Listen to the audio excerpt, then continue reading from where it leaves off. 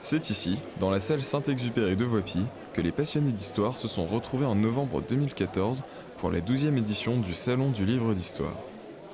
Donc nous sommes dans la phase protocolaire et je vais bien sûr, en tant que président de la Société d'Histoire de Voipy, commencer cette inauguration par un discours. Ce 12e salon a pour thème principal la Grande Guerre. Cette Grande Guerre qui, avec 10 millions de morts, dépasse tous les conflits précédents.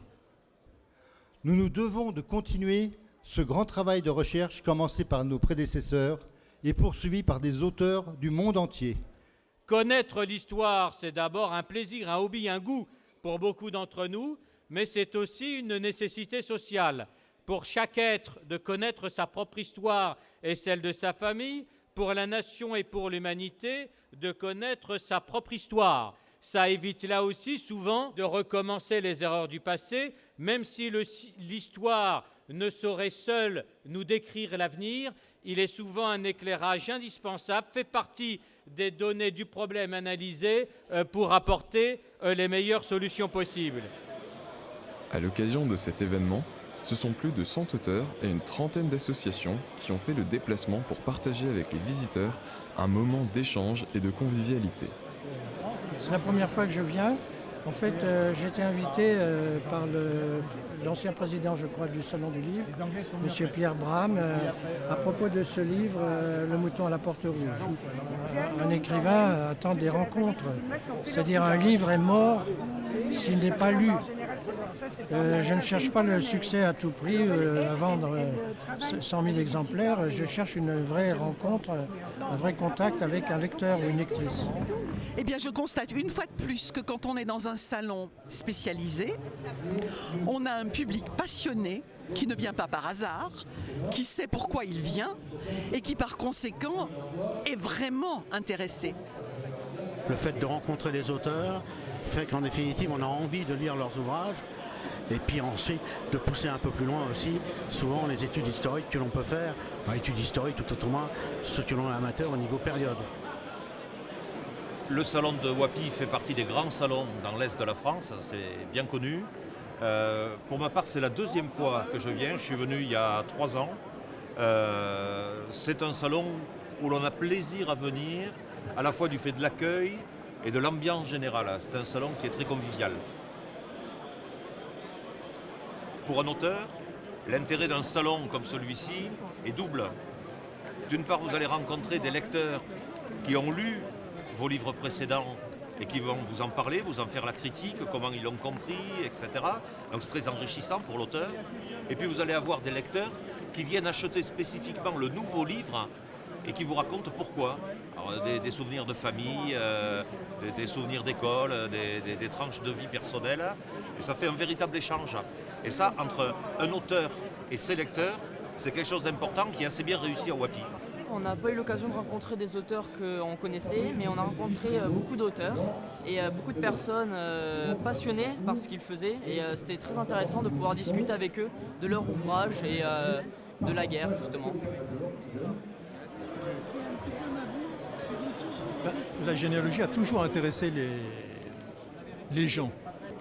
Les chercheurs ont voulu remonter au plus loin possible. Il y a eu des aides par la technologie qui ont facilité les tâches et maintenant, si vous voulez faire de la généalogie, c'est un passe-temps agréable parce qu'au départ, il n'y avait que les registres, c'est assez rébarbatif, il y a toujours les registres à consulter, c'est le b.a.-ba pour faire de la généalogie, mais maintenant vous pouvez le transcrire manuellement, alors avant on le transcrivait et c'était reporté sur des manuels, livres que vous avez ici, et maintenant tout est mis sur informatique. L'informatique, on sait très bien qu'on va trouver tout de suite en appuyant sur un bouton ce que l'on cherche. Cette année, le salon a pour thème la Première Guerre mondiale. 100 ans après, c'est encore un sujet qui inspire de nombreux auteurs. Alors, le dernier roman que j'ai écrit, Villa Sourire, se passe entre 1913 et 1923.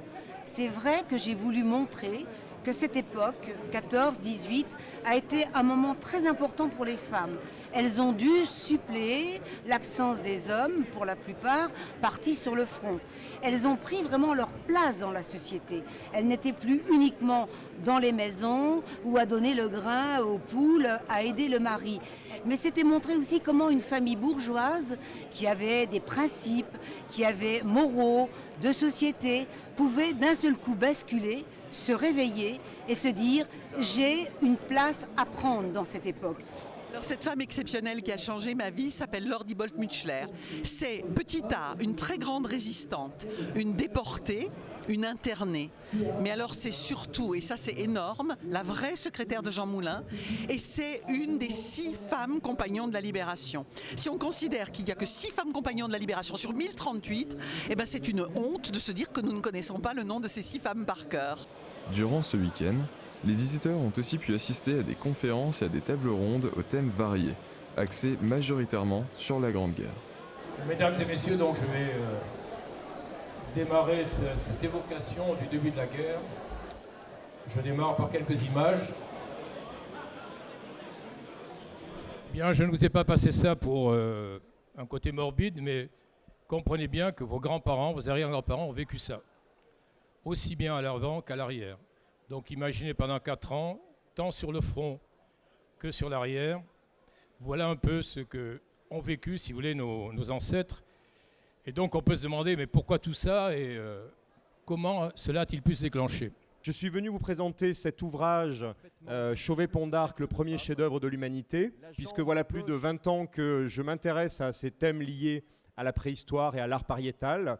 Et donc dans cet ouvrage, le premier chef-d'œuvre de l'humanité, j'ai essayé de réaliser une sorte de synthèse un petit peu de ce qui était connu sur cette cavité ornée découverte en décembre 1994, le long des gorges de l'Ardèche, dans le sud de la France, mais aussi d'apporter peut-être une forme de travail de vulgarisation pour vraiment partager avec le grand public, mettre au niveau du grand public l'ensemble des connaissances qui ont été acquises à l'intérieur de cette grotte absolument merveilleuse. Oui, vraiment, c'est une très bonne idée de venir ici. C'est vraiment bien fait.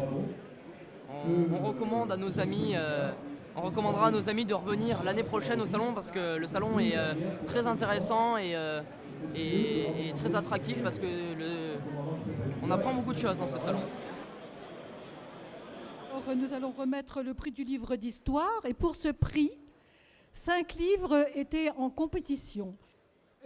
Ces 5 livres, bien sûr, ont beaucoup intéressé le jury et nous félicitons tous les auteurs. Le jury a fait son choix et le prix du livre d'histoire de la ville de Voipy est décerné à Jean-Pierre Rioux pour son livre « La mort du lieutenant Péguy ». Au départ, c'était un pari un peu risqué. Créer un salon du livre d'histoire à Voipy, qui est une ville qui n'avait pas forcément une image très très positive. C'était un pari, mais dès la première édition en 2003, qui avait déjà comme thème la Première Guerre mondiale, ça a été un succès. Donc j'ai souhaité passer le relais à Marc Bogic, qui a été longtemps mon vice-président, qui est un historien de formation, un historien de passion comme moi, et je suis rassuré, la Société d'Histoire va continuer à vivre. Et quand le salon se termine le dimanche soir, on voit les gens partir avec un grand sourire, ils sont contents, ils sont heureux, et ils nous disent on reviendra l'année prochaine.